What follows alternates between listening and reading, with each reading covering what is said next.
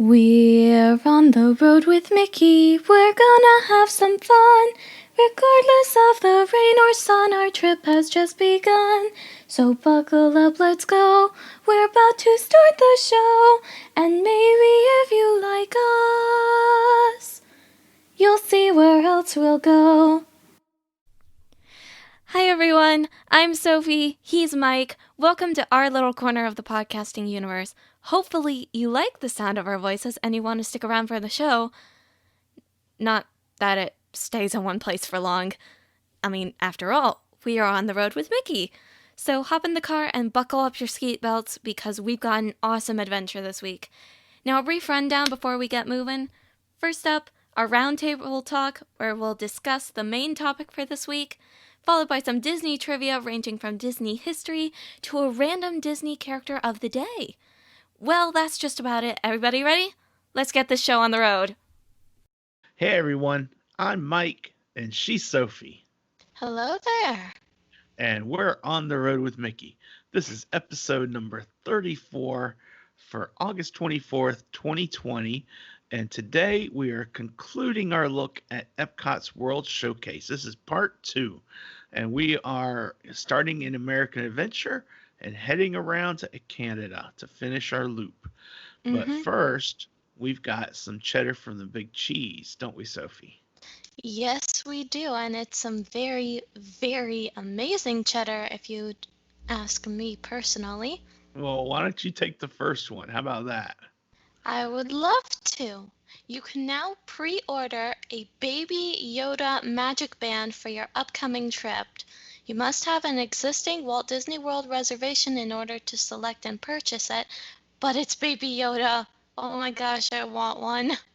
And it costs $15 is what I saw when I was looking. I did not order any because we have ours from a previous trip, but I was like, that looks pretty darn cool. So if you have a trip planned and you're interested in a special magic band, then maybe take a look at Baby Yoda. Maybe. Please.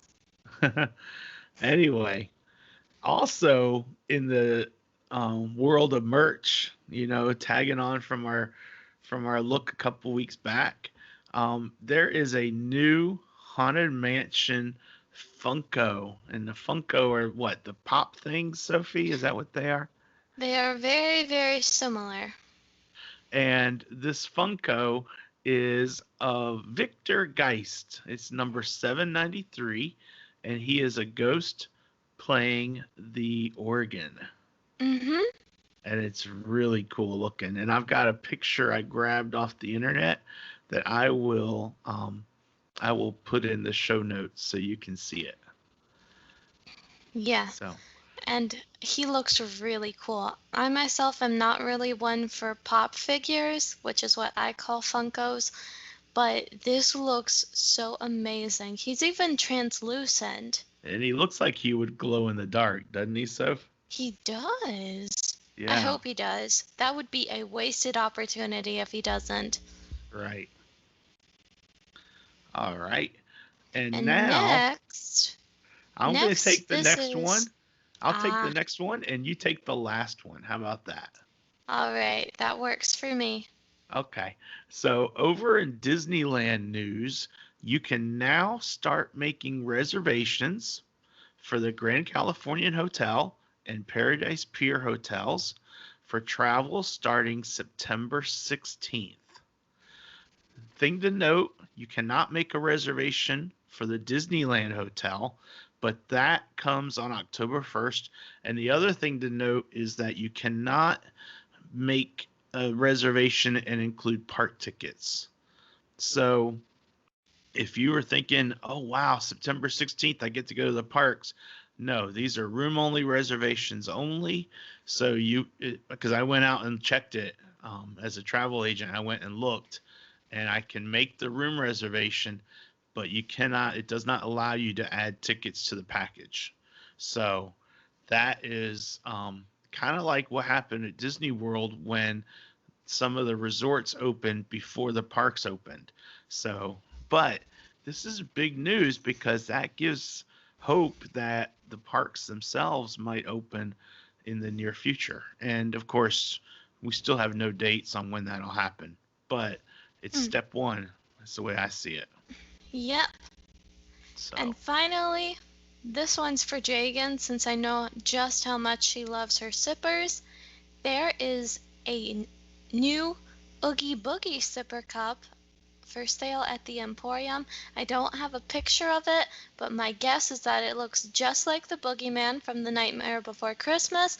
And if Jagan doesn't have it already, she's going to pester me to buy her one when I get down to Florida. yeah. And not only is it at the Emporium, I think it's also at World of Disney at Disney Springs. So, um, but it's a Halloween thing. So if you're interested in that, I would imagine that is gonna go like hotcakes. So if you're interested in that, you might want to make arrangements for someone to get it for you who's there, who can get it fairly quick. Um, but yeah, Jagan certainly loves her sippers, doesn't she, Sophie? Oh, yeah.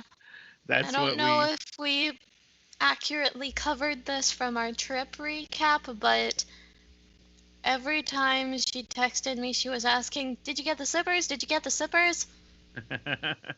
Or it felt Yeah, like it at least. it Maybe felt she like wasn't it. that insistent. No, I'm sure she wasn't, but she did love her her Spike the Bee and her Orange Bird sippers. That is for sure. So. Yep. Okay, so that's all the cheddar from the big cheese that we have for this week. And now let's turn our attention to our feature topic, which, just as a reminder, we are touring Epcot's World Showcase. We are taking a look at it and trying to get it so that if you haven't been there in a while, you can close your eyes and you can just imagine that you're in the parks. Um, and you're going to all the different pavilions. So last week, you remember we started in Mexico and we wound our way to Italy, and Mm-hmm. now we are continuing our look. We have finished with Italy, and now we are heading to the American Adventure, which is the next stop pavilion in our stop. And Sophie, do you want to take on the American Adventure? Or do you want me to? I think there is a lot to do at the American Adventure, so I think we should each cover that one together. Okay. All right. Well, you start us off. Well, the first thing about the American Adventure is, of course, the ride slash show. That was the first thing we covered with each of the other pavilions. So if they have an attraction, then we would cover that first. And this is where the American Adventure gets its name from. It's called the American Adventure. It is a show featuring animatronics as well as projection from the rear of the theater. And I think I saw somewhere that it is a 72-foot wide screen. Wow. I didn't know that, or I didn't realize that. But yeah, it is both animatronics and movie projection, and it's Hmm. different from the Hall of Presidents because it talks about some of the great moments in American history where big developments happened. And if I remember correctly, at the very beginning, you've got the Statue of Liberty, and you've got Mark Twain, I think, and you've Hmm. also got is it I'm looking right now. gosh, what's his name? Sorry, I'm having a blank on that. Yes. Um, Goodness. I'm not sure actually. Well, I'll come back to that. I'll find that as we get into our Yeah. next one. But But yeah, it is 72 feet. well, cool. But it is a neat show, and I really enjoy it. And before you actually get into the show, there's a nice open area, and oftentimes you can see the pre-show, which is the Voices of Liberty, and they sing a lot of folk songs and things like that that speak to America's history, Hmm. and it's just really neat. So I think it's really a cool thing to check out, um, and it'll give you an appreciation for what America has done over the years, I think. Yeah, Okay. So in addition to that, um, you also have some shopping, don't we, Sophie? we do.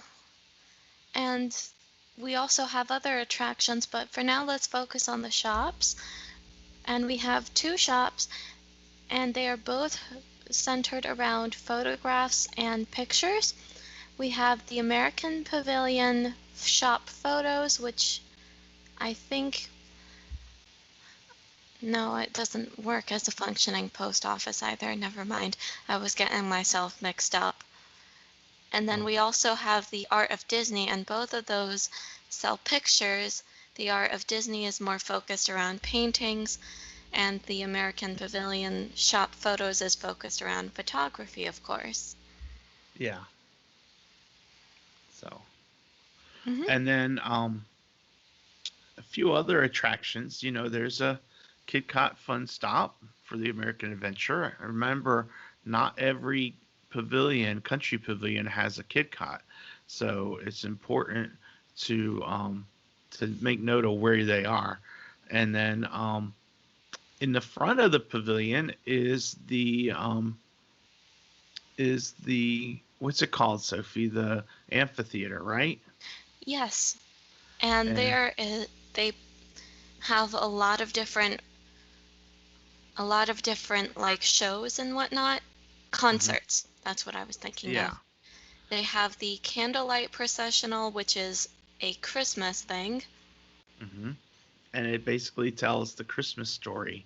Hmm. And they have different narrators that come each year and each night to do the narration, and you have music set to it, and it's just really a pretty thing to see. Um, Hmm.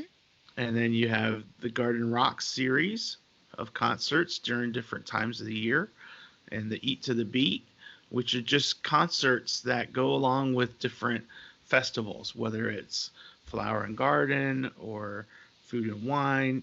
They have different concert series that go along with it to just tie in that experience a little bit better.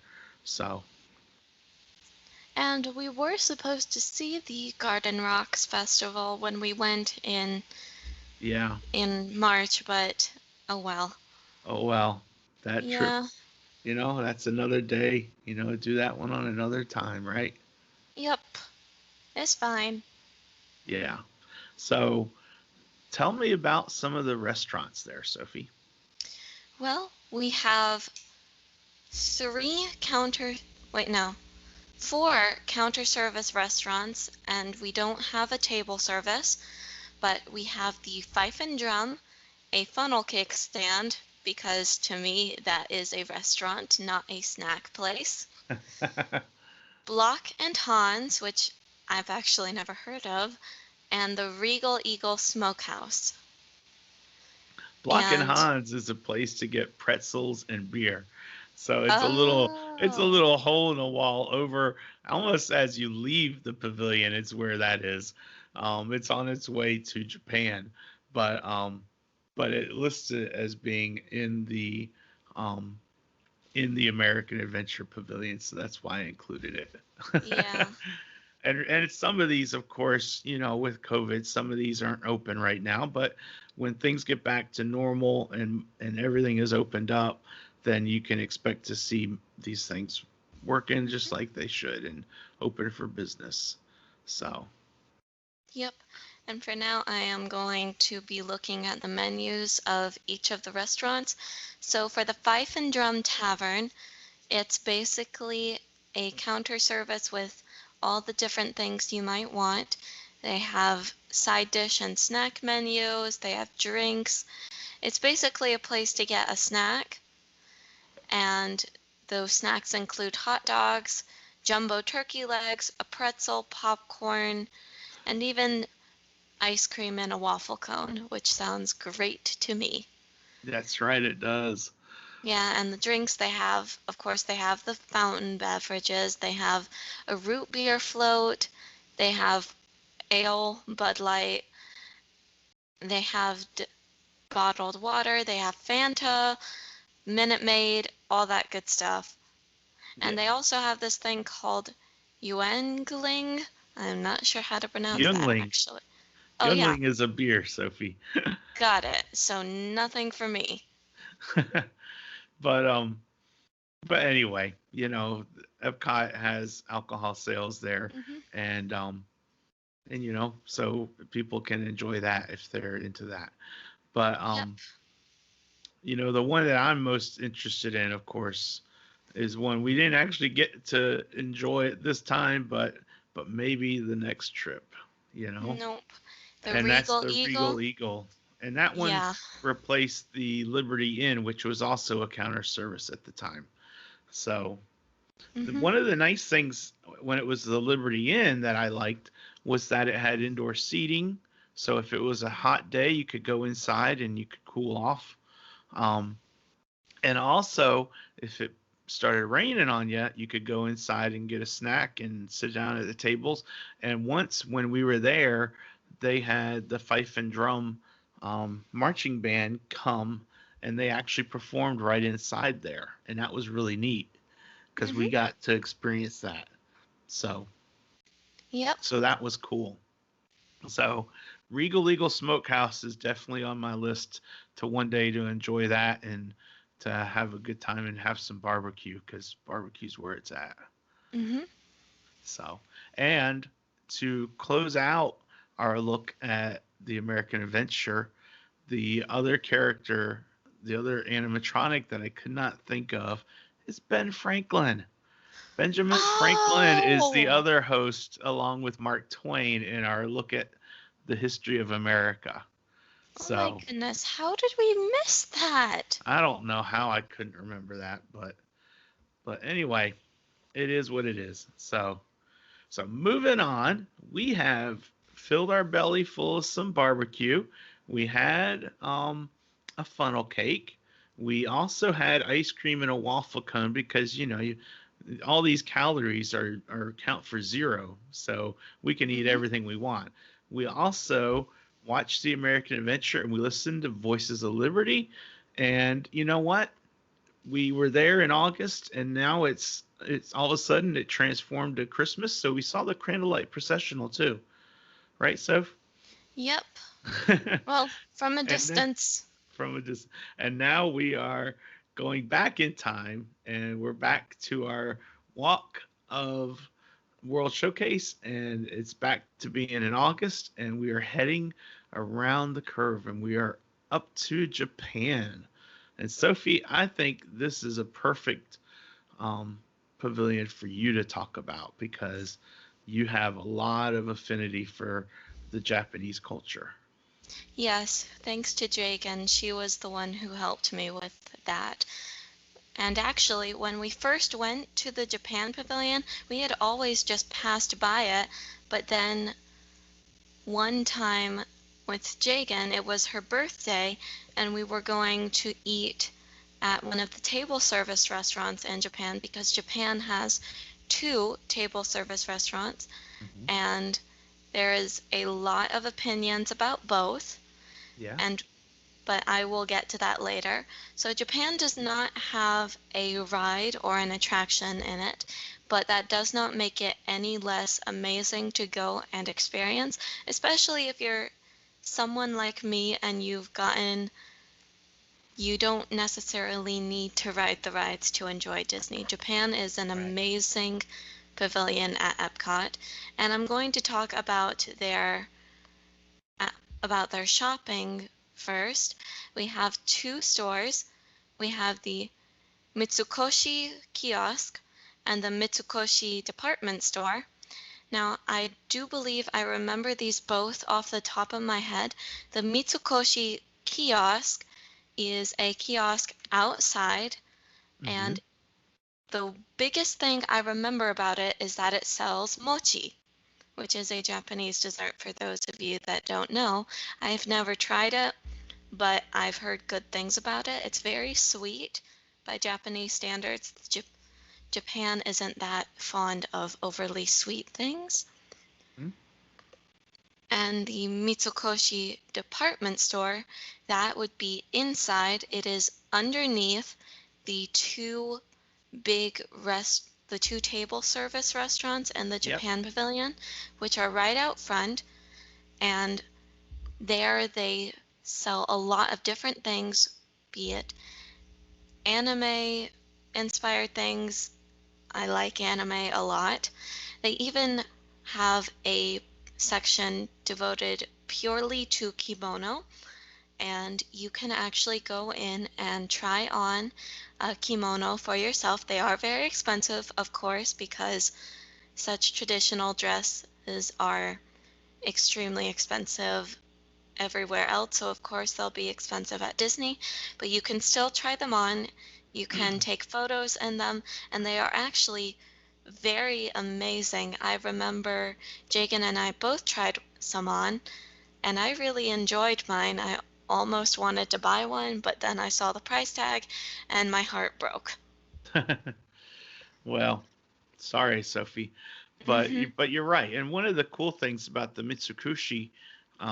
or Mitsukushi, I'm saying it wrong, about the department store is that it kind of wanders underneath, like you said, the restaurants, Hmm. and then also it's got other sections that you can navigate through. So you can walk through. It's almost like its own little mall, where you Hmm. go from one section to another, and Disney does a really good job about handling all that because then you don't have to go in and back out and then back in and then back out.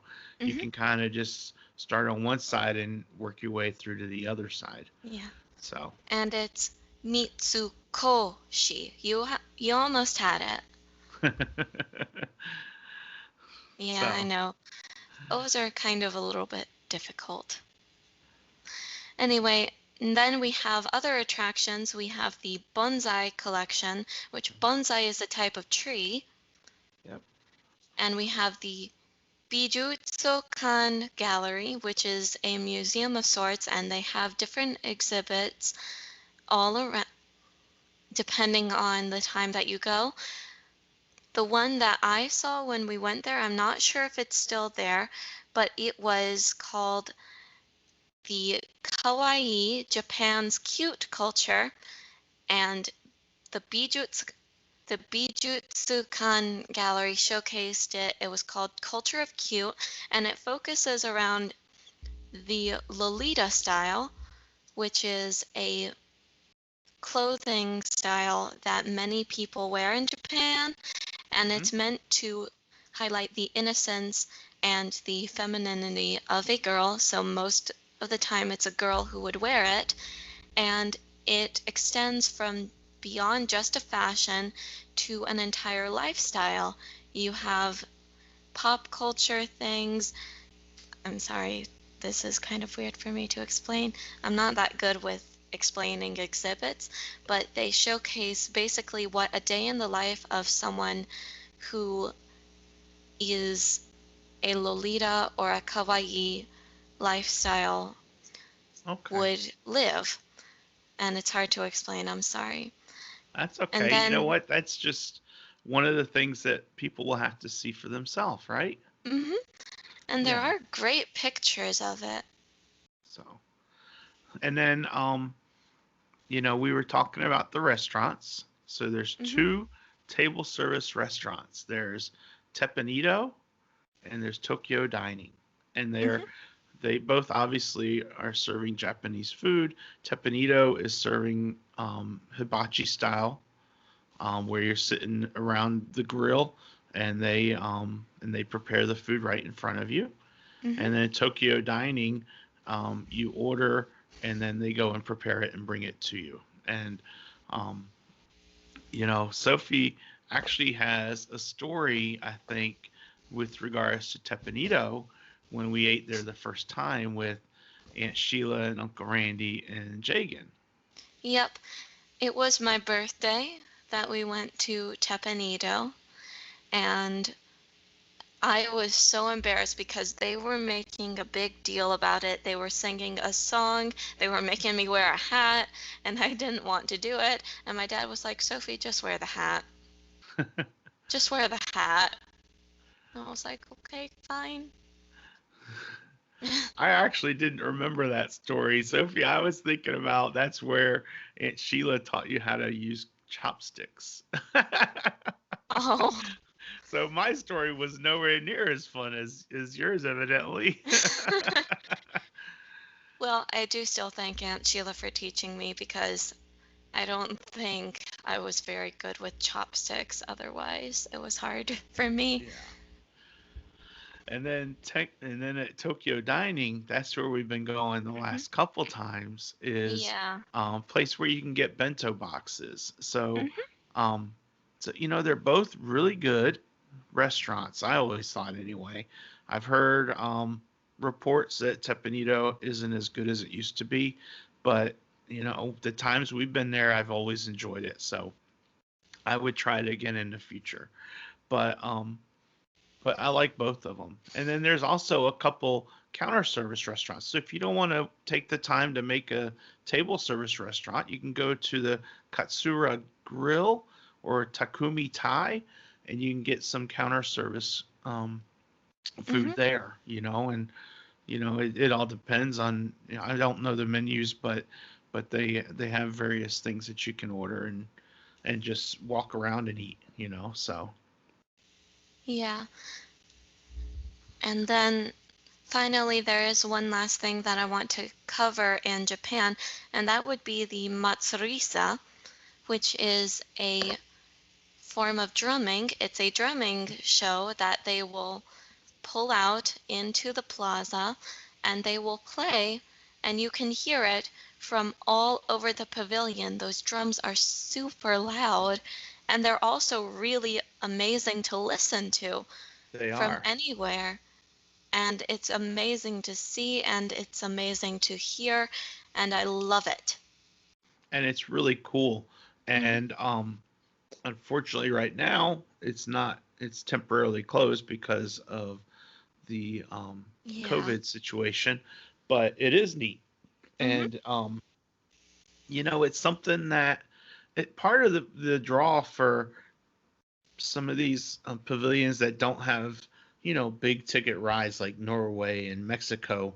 Part of the draw is that you're able to just kind of meander through it, and you're able to Yeah. walk through and take a little time. It's almost like you're stopping to smell the roses a little bit. And so you're while you're there, you'll hear the Matsurisa drumming show going on, and you'll look at that, and then you're like, oh, look, there's the Bonsai Collection, and you can go look at that, and then you'll say, oh, look at the gallery, and you can go look at the gallery, and so it's all things that um, it immerses you more in the culture than just riding a ride that'll be over in 3 minutes. So it gives Hmm. you some immersion into what it's like to be in Japan and to experience Japan. So so I think Hmm. that's what makes each country's pavilion so unique and so really cool at the same time. Yeah, I agree. And And I think so that the kids will really love the shopping. yeah. And Most so kids with don't like that, shopping, but they will. yeah. And with that, we have finished with Japan, Hmm. and we are now continuing our look at and wandering, still heading around World Showcase Lagoon, and we are coming up to the tiny pavilion, at least it feels tiny to me, of Morocco. Hmm. And just like with Japan, there's no ride in Morocco, but there is a lot of other things that you can do that I don't think many people realize because um, because there is no ride. Yeah. So a lot of people just kind of don't think about what else there might be to do. And there are some really fine shops in Morocco. There's the Tangier Traders. There's the Marketplace in the Medina. There's the Brass Bazaar, and there's Casablanca Carpets. And all four of those obviously have their own niche, and their own sort of wares that they sell. So spend a few minutes and take a look at all four of them while you're there. We were there. This story dates back several years, of course, Mm-hmm. but when we were there one year, um, we were at Epcot, and for whatever reason, we decided to go into Morocco, which we didn't really do very much. And when we got there, we were just wandering and browsing and looking at these same shops that were there back then, I think, and we came upon Princess Jasmine and the genie, and and there was no one by her or by him even, and Sophie had like 5 minutes uninterrupted time of just being able to talk with them, and I was snapping. I had my camera, so I was taking picture, and I probably got 50 pictures in that time span, and I got a really awesome picture of Sophie whispering in Princess Jasmine's ear, because at the time she was telling her that she was going to get a costume just like Princess Jasmine's, and that was her only souvenir she wanted, and that's what she got. And so, and then she wore it to the Crystal Palace and got hugs with Winnie the Pooh and Tigger and Eeyore and Piglet, and loved that costume. And then her cousin Anna Jane wore it a few years later, and it was just an awesome purchase, and it Yep. was an awesome souvenir.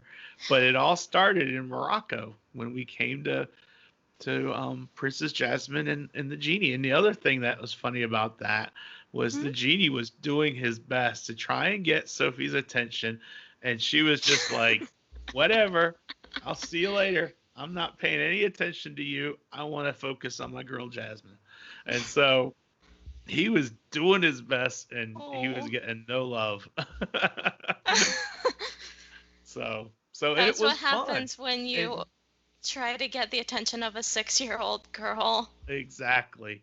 But if we hadn't stopped to browse in there, that whole encounter wouldn't have happened, Nope. you know? Never So would have happened. so just like we were saying in Japan, it's almost like we're taking time to smell the roses. We're doing the same thing in Morocco. And you know, just because there's no ride doesn't mean there aren't other attractions. In Morocco, you have the Gallery of Arts and History. And Sophie has developed quite the keen appreciation for history. So this might be something we want to take a look at next time we're there, right? Oh, definitely. And If then only you've I could got get around the lagoon fast enough.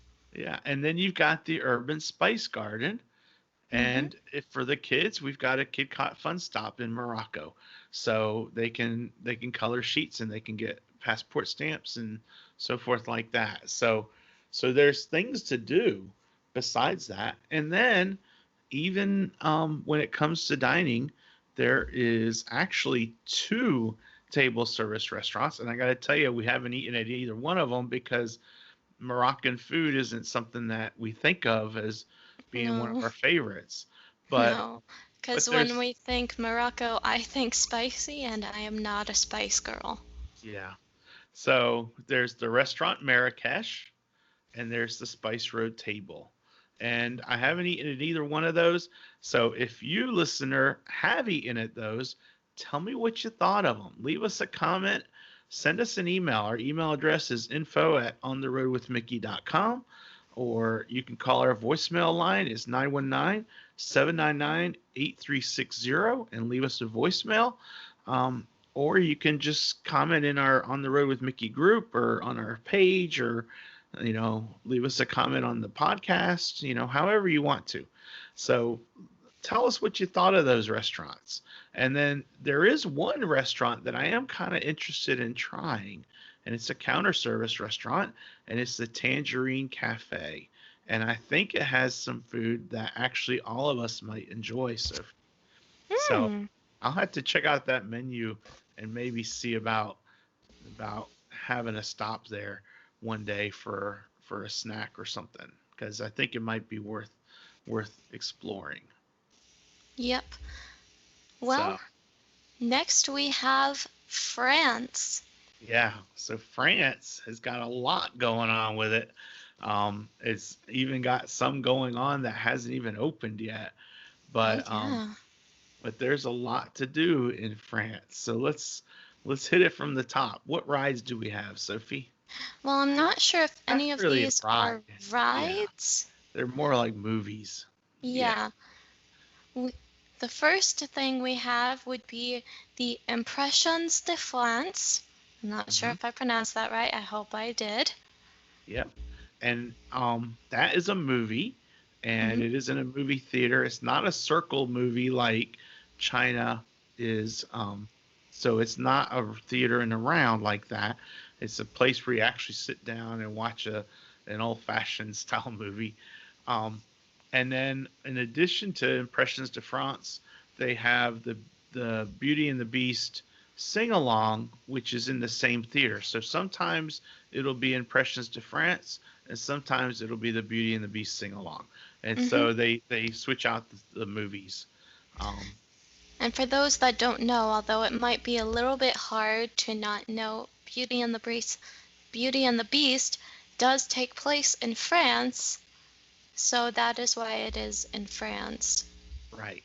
And but there is a ride that they are working on, and this is a true ride, isn't it, Soph?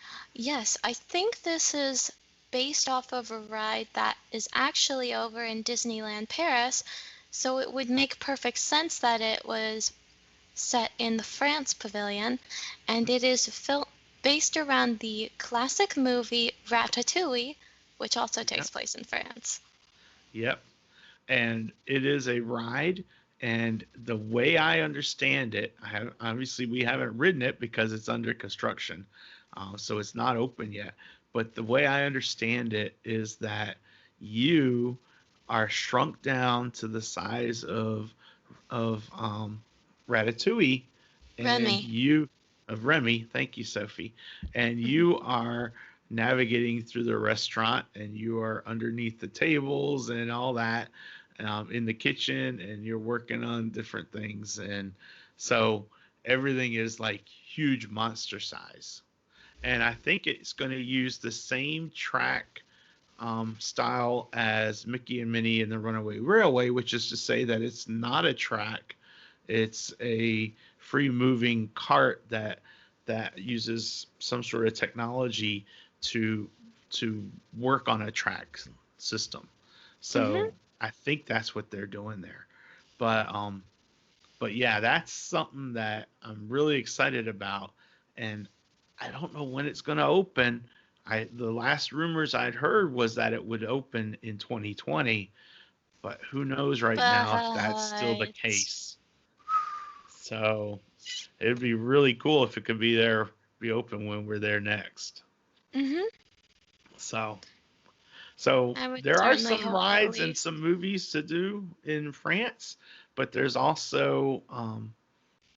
also shopping and food to eat because France is known for its food. So, Sophie, tell me about the shopping venues. Well, we have one, two, three, four, five shops that you can see at the France Pavilion. We have Souvenirs de France, Hmm. L'Esprit de la Province, Hmm. Les Vins de France, La Signature, and Plume et Palette. I hope I said those right. And they all have, obviously, they have different things that they sell. You get Hmm. souvenirs, and um, you can get just about everything. They have different makeups for what you can find. So the nice thing about it though is that there's something for everyone in each of these shops. So you can spend a little time in a pavilion, and you can just browse, do a little window shopping, and see what they have, and see if you see something that strikes your eye as a souvenir you want from Disney. you Hmm. know so things like that are kind of cool. And then, just like in Morocco, there's also a KitKat Fun Stop for France. So that's something good for the kids. And they have a miniature Eiffel Tower, of course. Hey, Daddy, move your head. I think it's in your picture. Okay, let me pull it up so I can. Oh, I thought it was, yeah, right there. There it is. Yep, they have a mini Eiffel Tower, which is great. Yeah, it's really cool. So, hmm And to think at one point that the Eiffel Tower was considered an eyesore by most Parisians. wow. Yep. Well, And anyway, moving on. we have two table service restaurants. We hmm have Chefs de France, which is a regular casual table service restaurant. And then you also have Monsieur Paul, which is a fine dining slash signature restaurant. And hmm so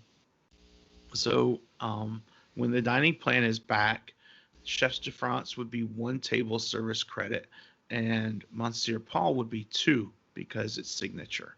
So, and we haven't eaten at either of these, but I have some clients that have that really enjoyed it. So, Hmm.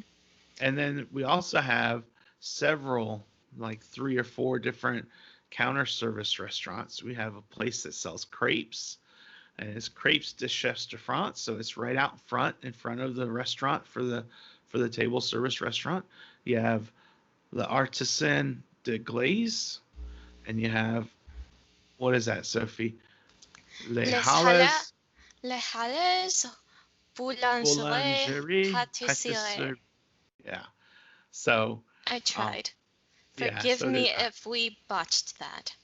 yeah, they will, but each of those has different things, you know. So go take a look at it. The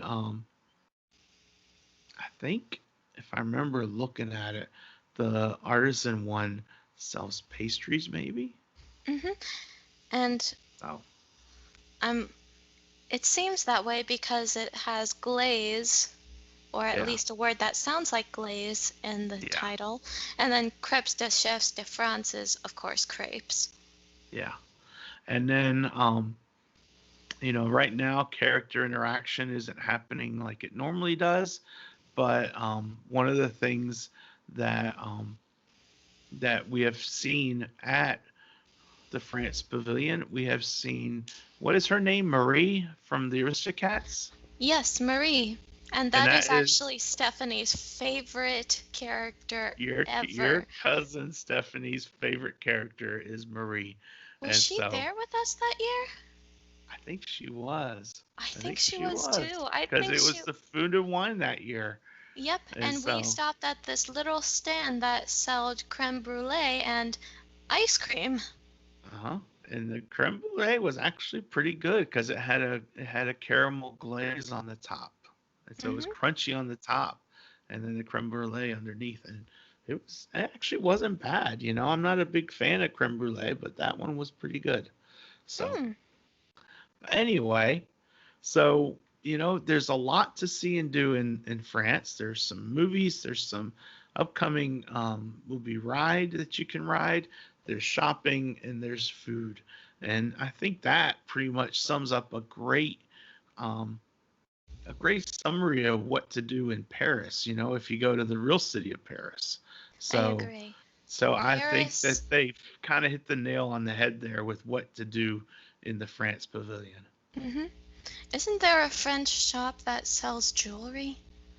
I'm sure there is, and you couldn't I couldn't tell you which of those shops it was, but I would be certain that there probably is that option.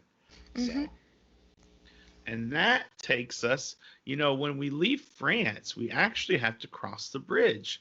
And the bridge is crosses the water, which is part of World Showcase Lagoon, but it also has a waterway that heads over to the boardwalk over by on your way to Hollywood Studios.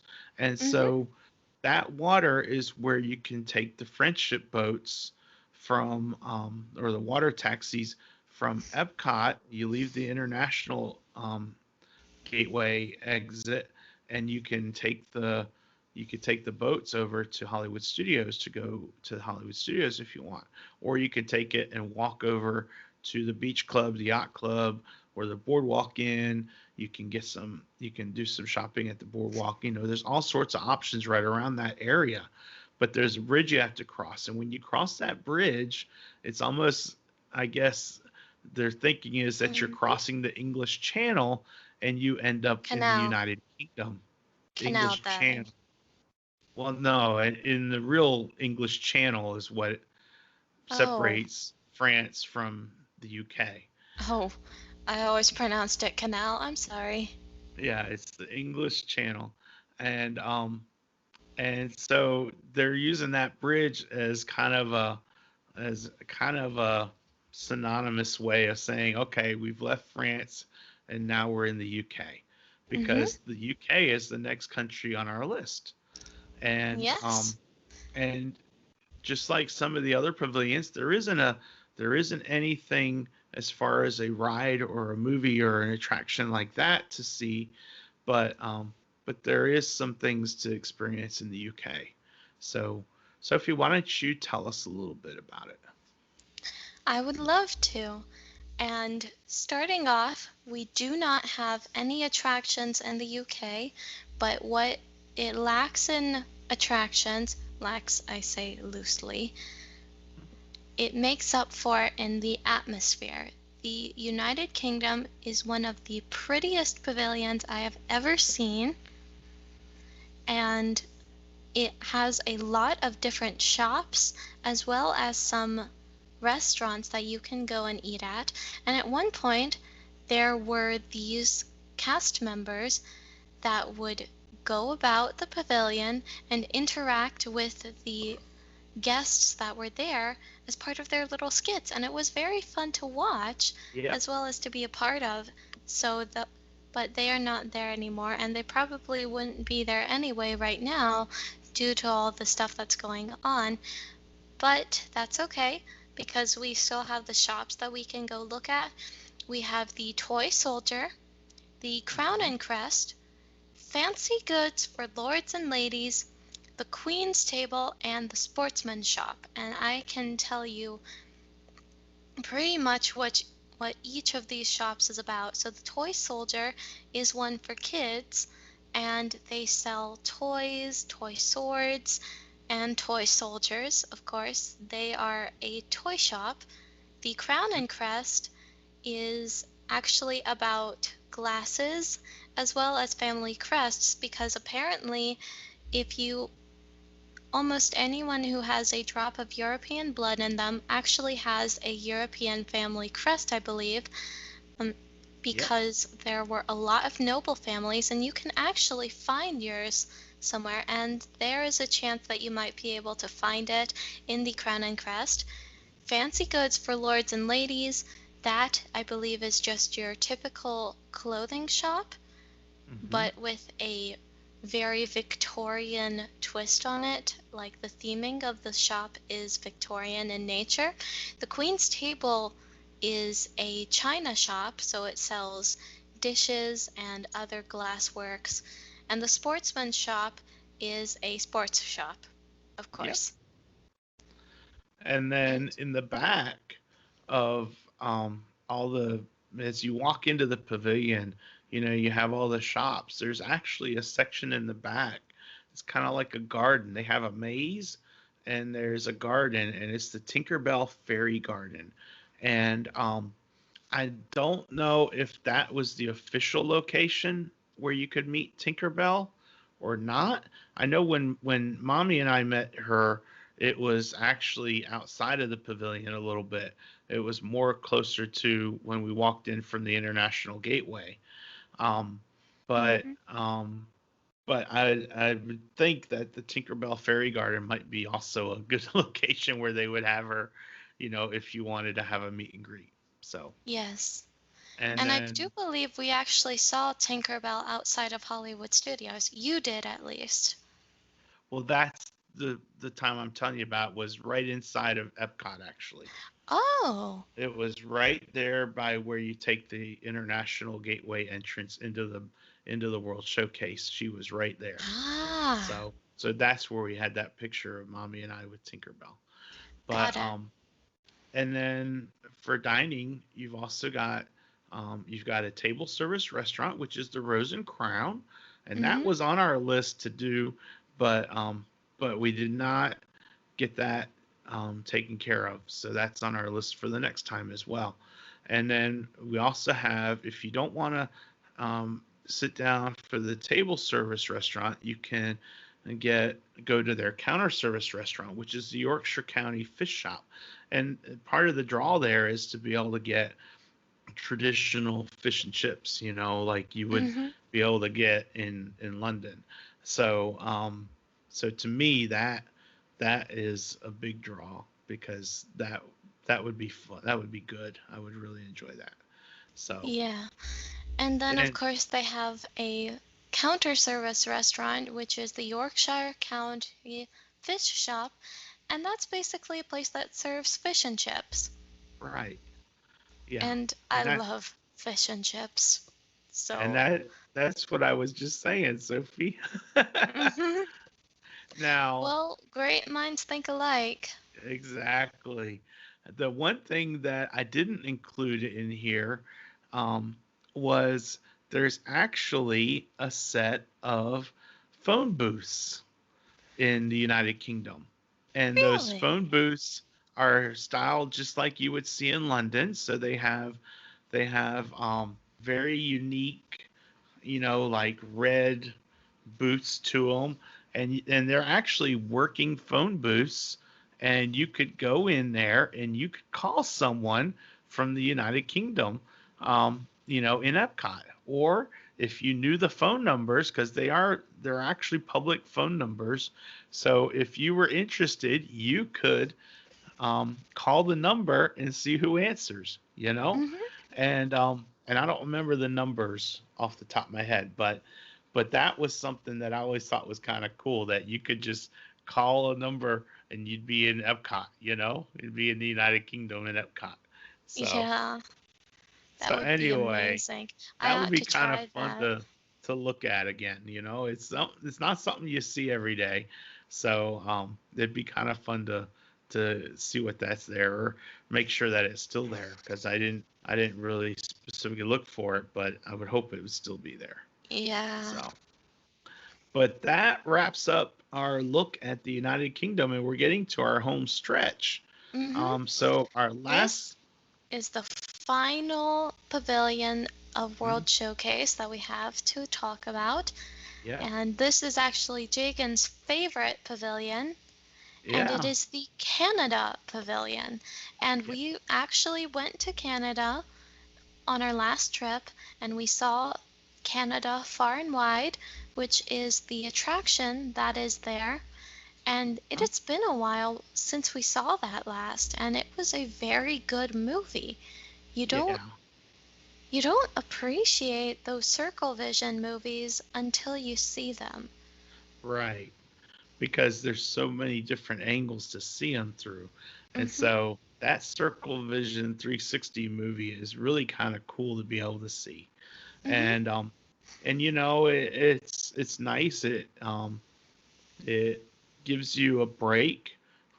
There's no seating unless you have an accessible thing. So when we were there, we were able to sit because it was so hot out. We were able to sit, um, and there wasn't any real big crowd in the movie, so we were able to sit where a person would sit if they had a scooter or something and needed to sit down. But anyway, usually you just lean up against the railing and you watch, and it's designed that way so that you can just turn around. You have something you're holding on to. You can turn around and see the whole circle of the movie, and pick up whatever section you wanted to watch at. Um, I leaned against one of the railings. yeah, and then in addition to the movie, you've also got you got a KitKat Fun Stop in Mhm. Canada, and you also have the entertainment at the Canada's Mill Stage, which is a stage right outside, and the entertainment varies, but there was a band there that would play there at one point, and other things. So that would be worth taking a look at when you're there, and things are somewhat back to normal. Yep. So, and then for And shopping, there's a couple places you can shop. You've got the Northwest Mercantile and the Trading Post, which are just little shops. There's not a huge shopping experience there, but mhm. they have some things that you can look at for purchase. So, And then we have the table service restaurant as well as a counter service restaurant, although I don't think this one can be called a restaurant. right, it's more about being a food cart sort of stand Yeah. sort of thing. But the table service restaurant is Le Cellier, and that is a steakhouse, and it is a two table service credit restaurant, so it's classified as signature dining, and it is really good. In fact, we had um, for the taste at Epcot, we actually purchased uh, some filet mignon that was part of that was made in the steakhouse, and it was super good. Um, and so that makes me want to try that steakhouse at some point. I don't know when, but it is expensive because it's a high traffic area and a lot of people like it. So it does have a little bit of a higher price. Mhm. But the counter service is the popcorn in Canada. It's just a popcorn stand, and you can get different kinds of popcorn there, I think. So, Yep. Well, and and that that wraps up our look at our walking tour through World Showcase Pavilion. yep, So that wraps everything enjoyed it. up. I hope everyone has enjoyed it like we have, right, Soph? I certainly have. That was fun. Yeah. And that takes us to this day in Disney history for August 24th. Sophie, you said there was a lot to choose from today. So Oh what do you my got for us? goodness. I have, let's see here, one, two, and then where is it? Where is it? Where is it? Um, three, four. That's all I'm gonna be able to do. I'm just gonna choose the two that are the furthest back, okay? Okay. So, in 1914, this is actually to do with Canada, so I think you'll find this very interesting. On August 24th, 1914, a Lieutenant Harry Colborne, a veterinary officer, stops at White River, Ontario, in Canada, on his way to fight the ongoing war in Europe. There he purchases a small black female Canadian bear cub for $20, and he names her Winnie after his hometown of Winnipeg. Okay. In October, his regiment will be sent to England and ultimately France, and Colborne will leave Winnie in the care of the London Zoo. Mascots and pets are not uncommon among the Canadian soldiers. And do you know why this is important? Why? Because writer A. Milne and his son Christopher will later visit the zoo and become fond of the bear, later known as Winnie the Pooh. Nice. I was wondering about that. Yep. Um, I figured with the year it had something to do with World War One, but I thought you were gonna say something like that's when Roy went off to the war or something like that. Mm-mm. But that's really kind of cool. So, Yep. And then 2 years later, in 1916, August 24th, voice artist, writer, and actor Hal Smith is born in Petoskey, Michigan, and he okay. is the second voice of Goofy. Oh, wow. hmm His Cool. vast Disney voice credits include Felipe the Horse in Beauty and the Beast, Owl in many Winnie the Pooh shorts and feature films, Goofy in countless TV cartoons, and St. Peter in the series Darkwing Duck. Nice. Nice. hmm All right. Do you have one more you want to throw out, or are you done? I'd say I'm done because there are so many others. Okay. Actually, wait, You want to do one more? 2011. Okay. Yes, 2006 and 2011. These are to do with Animal Kingdom, so make that 6 different things that I could have talked about today. Yep. In 2006, it is reported that 2 white rhinos have taken their first steps on African soil after being flown into the country from Disney's Animal Kingdom to boost stocks. The 2 bring the number of endangered white rhinos in the country to just 8. They were released Wow. in the Ziwa Rhino Sanctuary in the Nakasongola district, about 110 miles northwest of Uganda's capital, after a 4-day journey from their home in Florida. Wow. And then in 2011, a male elephant is born in Disney's Animal Kingdom. The new calf weighed 311 pounds and was welcomed into the elephant herd by his mother, 25-year-old Vasha. This is the 6th elephant born at Disney's Animal Kingdom and the 2nd calf to Vasha, who gave birth to a female calf, Kianga, in 2004. The baby elephant would later be named Jabali, which means strong as a rock. So not Rafiki? No, not Rafiki. It's an inside joke, everybody, that when April the giraffe, um, up in New York, was having her baby, and she had the baby, and what did they name him? Tajiri? Tajiri, which means hope. When they had the baby, they had a name contest, and I was like, it's gotta be Rafiki, because that's the best name ever. And of course, Rafiki's not a giraffe. He's what is he? A chimpanzee or some sort of primate. hmm But anyway, so anytime there's a baby animal born, I think that they should name it Rafiki. Yep. So anyway, Well, so that brings us to our Disney Who's Who character.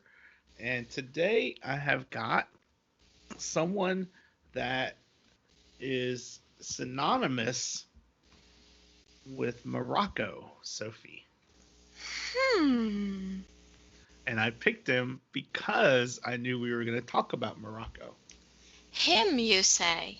I say him, yes, so I made it easy. I'm going to go with Aladdin. You are correct. So, Aladdin is a street rat who dreams of having more. Now 18, Aladdin has been on his own since he was 2 years old when his mother was abducted by bandits. Aladdin lives on the streets of Agrabah with his monkey friend Abu. The two do what they need to do to survive, which usually means stealing food from street vendors. Aladdin is quick fingered and fast on his feet.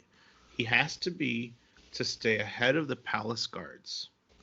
Aladdin's world is turned upside down when he is tricked by the Sultan's vizier, the evil Jafar, into stealing a magical lamp. With the help of the genie in the lamp, Aladdin manages to defeat Jafar and win the heart of Princess Jasmine. These days, Aladdin calls the Sultan's palace home. And I have 2 pieces of Did You Know, Sophie? Oh? Did you know that whenever Aladdin, in disguise as Prince Ali, lies, the plume on his hat falls and covers his face? I think I heard that somewhere, but I don't think I remembered it. So no, I will say that I did not know. Okay. And when he is disguised as Prince Ali, Aladdin wears shoes. But when dressed as himself, Aladdin is always barefoot. Yep. So, so that's my Disney Who's Who character for today. And then the last thing I want to share with us is our Walt Disney quote. And in this quote, Walt is talking about family. And he Mm-hmm. says, the important thing is the family. If you can keep the family together, and that's the backbone of our whole business, catering to families, that's what we hope to do, is to keep the family together. So I think that's a great quote, and I think it plays well in what we're trying to do here and what we're doing just whenever any family wants to go to Disney. That's what they're looking to do, is to keep that family and keep those memories going for just a little bit longer, because we all know that our children grow up and they get older and they have to move out, but this is one way to enjoy those times with them. So Mm-hmm. all right. All So that right. wraps us up for this week.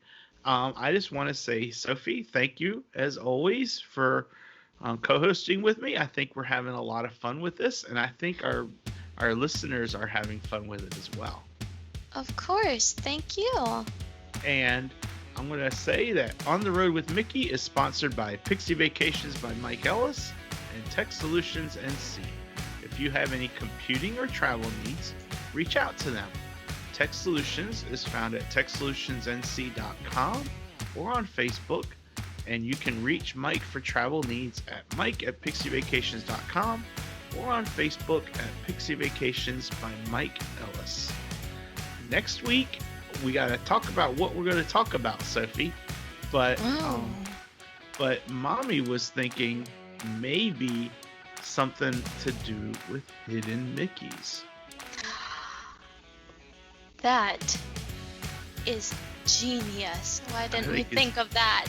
I think that's genius too. So let's plan on talking about hidden Mickeys that we've seen and things and where you can find them and things like that. So let's get on our homework on that, okay, Soph? Okay. All right. Well, thanks everybody, and we will See you see you on on the the road. road. Bye. Bye.